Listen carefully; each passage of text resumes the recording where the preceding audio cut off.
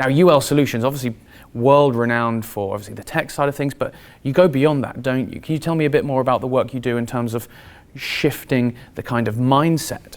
We have recently rebranded ourselves as UL Solutions, and as the name comes across, I always put in this perspective that UL has always been supporting our partners or supporting their customers, not only just from a testing perspective or certification or tooling perspective or advisory. It's really entire journey of our customers from strategy to compliance. And if we look at this landscape today, it's a dynamic landscape. It's changing pretty much almost every single hour. Now that when you and I are talking, there must be one of the fintech companies working on a new cool app to be able to make the payments, right? So we are talking about this changing industry, and that's the only constant in the industry, which is change. And what we do at UL Solutions is to help our partners, is to support our partners to be able to adopt that change seamlessly. They still have to go through that change, but how seamless we can make it for them, how easy we can make it for them and their customers who are like end users, that's what we do at UL Solutions. Now, if we talk about the components, I mean, I myself look after the advisory business of UL Solutions. Then in the advisory business, it's all about education. We recently got an update of iOS 16, right, in all of our Apple phones.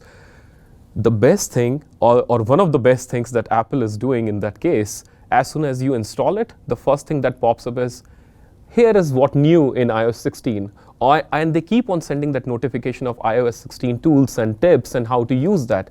So that education piece plays a very, very critical role in this entire value chain. And often a lot of organizations fails to understand that education, whenever we are talking about B2C model, now it's not that straight as B2C, but we are really talking about the technologies that are gonna eventually take care of the safety and security and the customer experience of the end users like you and me.